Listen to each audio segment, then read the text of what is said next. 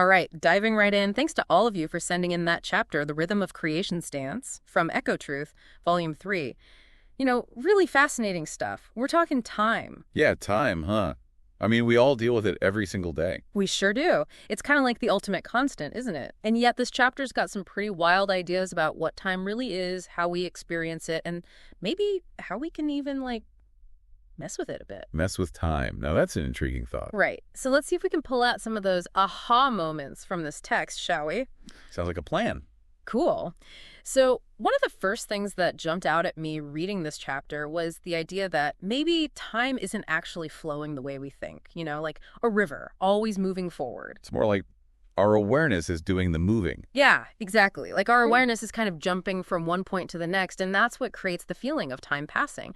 And that leads to this whole other concept, timeless oneness. Oh, yeah. Timeless oneness. That's a big one. It's a bit of a mind bender, but it's basically saying that everything, all moments, exist all at once. So, even though we feel stuck in this specific now, we're somehow also present in all those other nows, past, present, future. Exactly. The chapter kind of throws our usual linear view of time out the window. Then there's this other bit about how time, well, it isn't really a straight line at all. Apparently, it could be warped. By gravity, right. Right. Yeah. Like the more massive an object, the more it bends time around it. So, wait, is this kind of like if you put a bowling ball on a trampoline and it creates this dip, and then if you roll marbles across the trampoline, they'd get pulled toward that dip? Yeah, that's a good analogy. So massive objects are like bowling balls making dips in time itself. Woo! And then on top of all that, there's this idea of songs of cycle. Songs of cycles within time, yeah. Like there's some kind of cosmic order to it all, maybe even a beginning and an end. It's getting pretty epic at this point. Yeah. But what exactly are these songs? Like, what kind of cycles are we talking about? The chapter doesn't really go into detail, does it? No, not really. But you could think of it as the recurring patterns we see all over the universe. Orbits of planets, the life cycle of stars, civilizations rising and falling. It's like a cosmic heartbeat or something. Yeah, there's a rhythm to existence, kind of breathing in and out. And time's a part of that, too. Okay. So this whole massive universe-sized view of time, how does that connect to our everyday lives here on Earth? Well, the chapter actually calls time a helpful illusion in the physical world. A helpful illusion. Yeah. It basically says that our perception of time helps us make sense of what's going on around us. And, get this, it might even be key to keeping us physically healthy. Wait, really? How does time keep us healthy? Well, think about it. It's because we experience time moving forward that we're motivated to, take care of ourselves, eat well, get enough sleep, all that. Oh, right. We're always thinking about the future, so we try to stay healthy to be around for it. It makes sense. And even if we can't fully wrap our heads around all the crazy stuff about time, intellectually, the chapter says that we seem to have this deep intuitive understanding of it. You mean like a gut feeling about time? Yeah, exactly. Like we just feel it. At a heart level, they call it.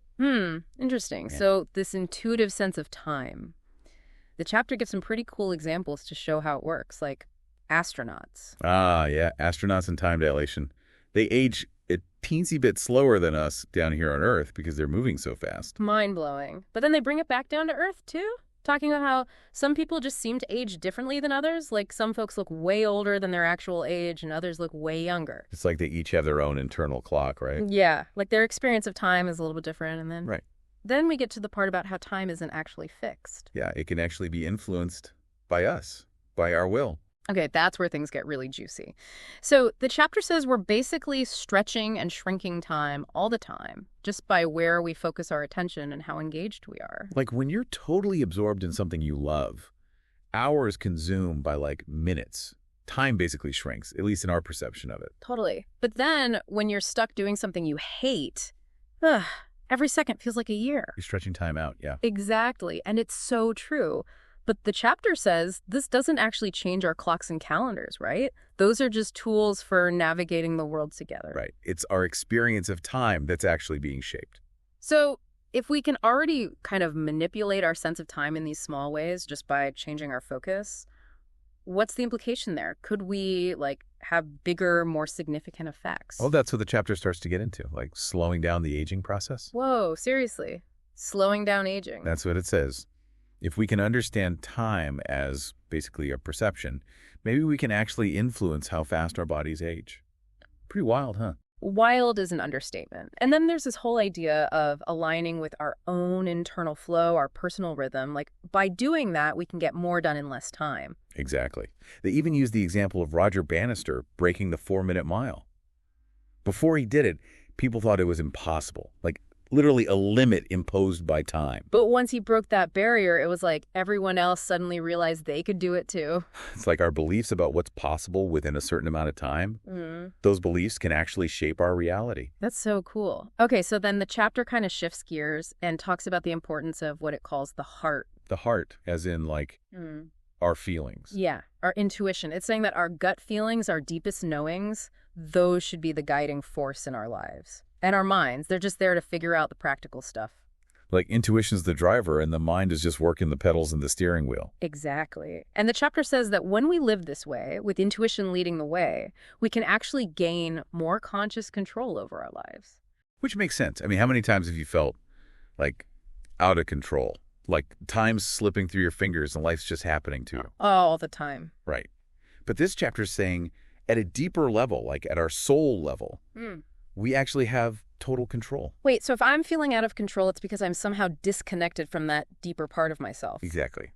So when I'm feeling that disconnect, when time feels heavy and everything feels rushed, what can I do about it? That's where it gets really empowering. The chapter says we should consciously connect with that higher self. Tap into that deeper wisdom and ask for guidance. Like actually ask for help to reshape our experience of time. So it's not just some abstract concept, like we can actually do something to change how we feel about time. Yeah, it's about taking practical steps in the real world based on that inner guidance. Okay, I like that. And this whole idea of actively shaping our experience, it ties into this other big theme in the chapter, constant change. It basically says change is the only thing we can truly count on. Besides, the fundamental laws of the universe, of course. Of course. But then it throws in this absolutely mind-blowing concept about parallel realities. Oh, yeah, the parallel realities thing. Yeah. Billions of them, every second. Billions, every second. Yep. The chapter says we're constantly shifting between them, like flipping through channels at super speed.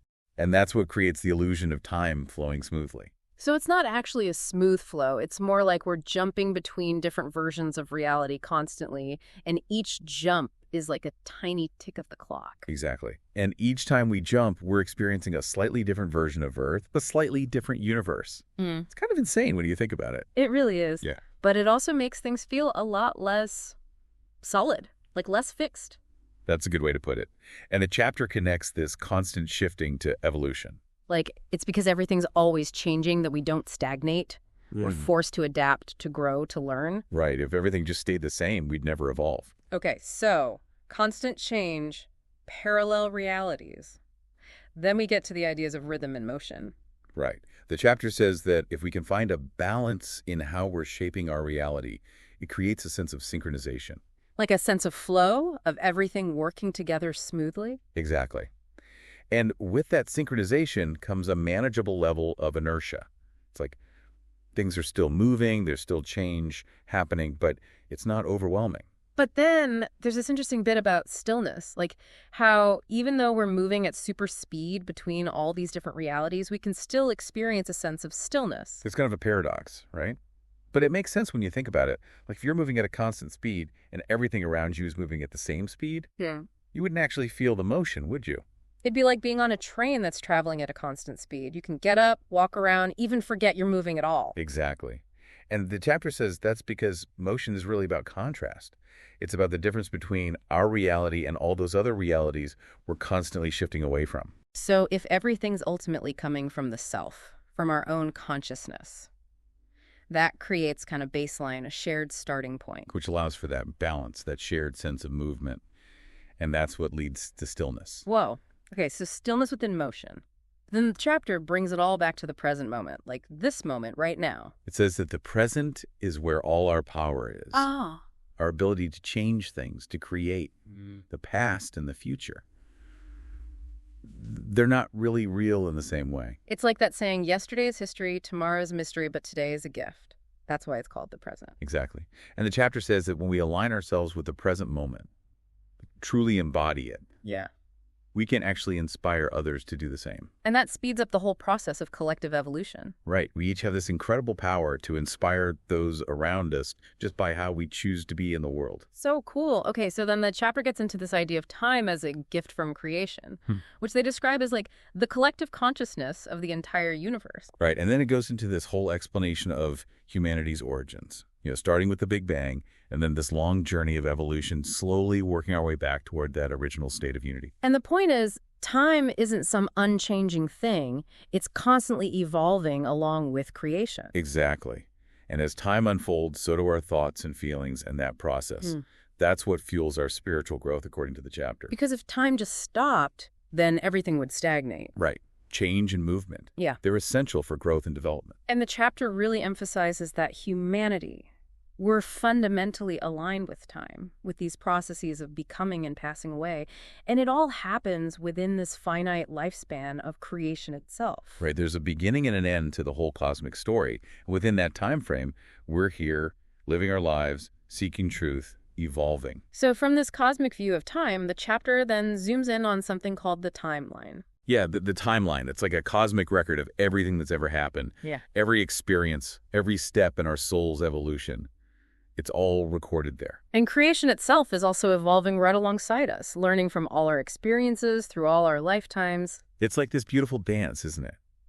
And the end goal, it seems, is for our spirit form to eventually reunite with creation, to transcend the need for a physical body, and for all the knowledge and wisdom we've gathered along the way to be absorbed back into creation itself. Whoa. That's a pretty epic ending. So then the chapter takes us on a little trip to the future, gives us a glimpse of what Earth might look like way down the line. Like peeking into an unsealed manuscript, they say. And the key thing they emphasize is that the future isn't fixed. It's constantly being shaped by the choices we make, right here and now. Right. Cause and effect. That's what governs time. So every choice we make is like a little ripple that can potentially change the course of the future. And the chapter's overall message about the future seems pretty hopeful, right? It paints this picture of humanity eventually overcoming all the challenges and darkness and reaching a state of, like, harmony and true freedom. Yeah. But it does point out that there was a similar period of advancement in Earth's ancient history. Oh, right. And then things kind of went south. So progress isn't always a straight line upward. Exactly. But the overall trajectory seems to be toward continued spiritual development. With humanity eventually transcending the limitations of space and time and rejoining that universal consciousness, right? But then our knowledge fades away as new beings emerge to take our place. That's what it suggests. Yeah, it's like that cycle starts all over again. Wow. Okay. So from this far-out view of the future, the chapter brings it all back down to us, here and now. Focuses on the power of our thoughts, feelings, words, and actions. Our thoughts, feelings, words, and actions. That's basically all of us, right? Right. Our entire consciousness and even our physical existence. And the chapter says they all operate on different levels, what they call coarse substantial levels. Okay, substantial. Like some are more subtle. Yeah, like our thoughts are really subtle while our actions are much more solid. Right. That makes sense. But the point is, they're all interconnected. And they all have this incredible power to shape our lives. So it's not just our actions that matter. Our thoughts and feelings are just as important. Exactly. And once those thoughts and feelings take root, they don't just disappear. They can actually amplify over time. Exactly. And that can lead to actions, often unconsciously. It's like we might be creating things in our lives that we don't even realize we're creating. So we have to be really mindful of our thoughts and feelings, huh? Because they have consequences. Absolutely. And then the chapter gets into this idea of collective responsibility. Collective responsibility. You mean like we're all responsible for each other's thoughts and feelings? In a way, yeah. Like our thoughts and feelings can actually influence the people around us, even if we don't express them directly. So if I'm constantly feeling negative, it's not just affecting me, it's affecting everyone around me too. Exactly. So it's really important to cultivate positive thoughts and feelings. Love, peace, harmony, because that creates a ripple effect that benefits everyone. So our inner states are actually contagious. Interesting. It is. And the chapter also points out that our thoughts and feelings, they kind of resonate with similar energies even across vast distances. So even if we don't say anything, even if we don't do anything, our thoughts and feelings are still having an impact. Yeah. It's like everything's connected. on some level. Okay. And then finally, the chapter guides us through a really interesting exercise, focusing on self-worth. Ah, yes, self-worth. It starts by asking us to just relax, bring our awareness to our bodies. And then to ask ourselves this really important question: where does our sense of worth come from? Is it something that other people give us, something we have to earn, or is it something that we just have? Something inherent, something that can't be taken away. Exactly. And the chapter's pretty clear that our inherent worth, it's a birthright. It's something we're born with, just by virtue of existing. It's not dependent on what other people think of us or how they treat us or what we accomplish. It's just there. So why do so many of us struggle with feeling worthy? Well, the chapter suggests it's often because of experiences we had early in life. Maybe we weren't treated as valuable, or we learned to compare ourselves to others. And those old patterns, those negative beliefs can really stick with us, huh? Even if they're not true. Right. So the chapter encourages us to nurture that inner child within us, the part of us that might still be carrying those old wounds, to consciously affirm its inherent worth. And to remember all the growth we've experienced since then, all the challenges we've overcome. Exactly. And to recognize that our true value, it comes from this deep connection to a universal source of energy. It's something that's always there, untouched, no matter what. So it's about acknowledging that worth, owning it, without needing anyone else to validate it for us. Absolutely. But the chapter also acknowledges that this can be really hard. Like our inner child might resist these truths. Those old patterns can be pretty stubborn, right? Definitely. So the chapter encourages us to treat ourselves with extra kindness. Like more kindness than we might have received in the past. Exactly. And to break free from any codependency we might have developed. Yeah. That need for external validation. It's about truly embracing self-acceptance, recognizing that this inherent worth, it's with us from the moment we're born to the moment we die. And it's up to us to acknowledge it, to own it right here and now. That's the foundation for true self-sufficiency. So powerful. So looking back at this whole chapter, I mean, there's so much to unpack here, but the biggest takeaway for me is this idea that time, our perception, and our inner state, they're all deeply interconnected. And that understanding gives us a lot more agency, a lot more potential than we often realize. Yeah, absolutely. We're not just passive passengers on this river of time. We're co-creating it. Exactly. And that brings us to our final thought for you to ponder. If you could make one small shift in your awareness, in how you think about time, or your own capabilities, Wow. what would it be? What tiny change could potentially unlock the biggest positive transformation in your life? It's worth exploring. It really is. All right, that's all the time we have for today's deep dive. We'll catch you in the next one. See you then.